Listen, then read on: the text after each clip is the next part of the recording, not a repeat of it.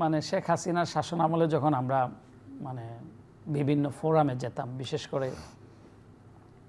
State ডিপার্টমেন্টে বলেন, United নেশনসে বলেন, যখন বাংলাদেশকে যখন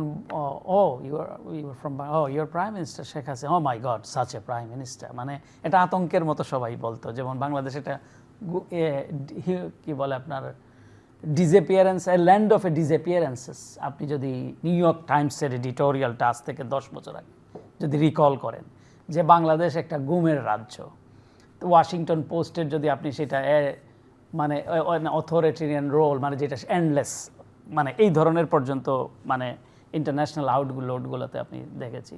আপনি ক্রিস্টিনা আমানপুরের সাথে নিশ্চয়ই শেখ হাসিনার ইন্টারভিউটা লক্ষ্য করেছেন। কোনো অর্থেই একটা দেশের মানে প্রধানমন্ত্রী চিফ এক্সিকিউটিভ আসনে এই ভাষায় কথা বলে, তাও আউটলেট লাইক সিএনএন।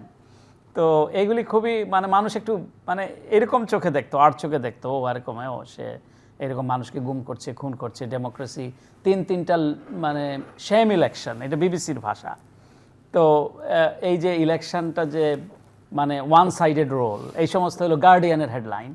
তো এই যে Bangladesh one sided dictatorial role, authoritarian role, hybrid regime, এই সমস্ত শব্দগুলো ইন্টারন্যাশনাল আউটলুক জুড়ে ছিল। কারণ আপনি বাংলাদেশের বিভিন্ন দেশকে আপনি মানদণ্ড হলো, প্রজেকশনের মানদণ্ডই হচ্ছে মিডিয়া। তো এইখানে এক ধরনের ছিল যে তিনটা নির্বাচন লুট হয়ে গিয়েছে, মানুষ লুটেড, তারা রবড, এই সমস্ত ওয়ার্ড তারা ইউজ করতো। তো মানুষ তার প্রতিনিধি নির্বাচনের মিনিমাম সেই সুযোগটুকু পায়নি।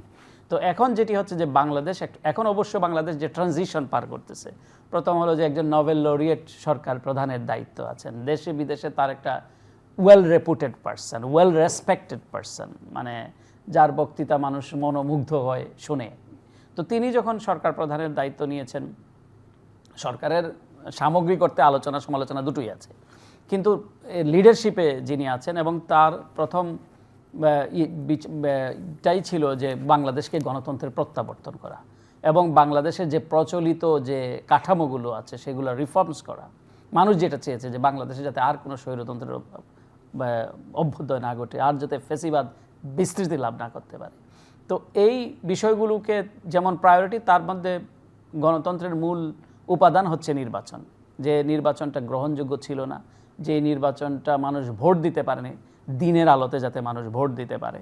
তো সেদিকে সরকার যে তার কমিটমেন্ট অনুযায়ী অনেকের নানা ধরনের সন্দেহ, আপনি শুরুতে জালে লাইনটি বলছিলেন যে আমরা তবে জাতিগতভাবে আমরা কিছুটা মানে অনেক সময় একটু সন্দেহপ্রবণ জাতীয়, আমরা সন্দেহ খুঁজতে পছন্দ করি, আমাদের ইতিহাস তো আমাদের ভয় পাই, এবং আমাদের ওই যে কি সিঁদুরে কি জানি মেঘ দেখলে চুন খেয়ে মুখ পড়লে দই দেখলেও মানুষ ভয় পায়। তো এটা যথার্থ, মানুষের এই চিন্তা ভাবনাটা বা মানুষের এই হতাশাটা বা সন্দেহটা এটা যৌক্তিক।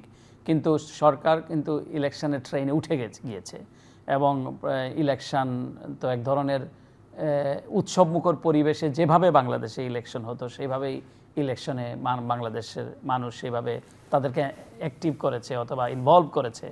তো আমার মনে হয় যে এখন বাংলাদেশের দুনিয়াতেই মানে সমগ্র ইন্টারন্যাশনাল কমিউনিটিও চায় যে একটা স্টেবিলিটি, বাংলাদেশে একটা স্টেবল বাংলাদেশ হোক, বাংলাদেশে একটা এবং গণতান্ত্রিক বাংলাদেশ হোক।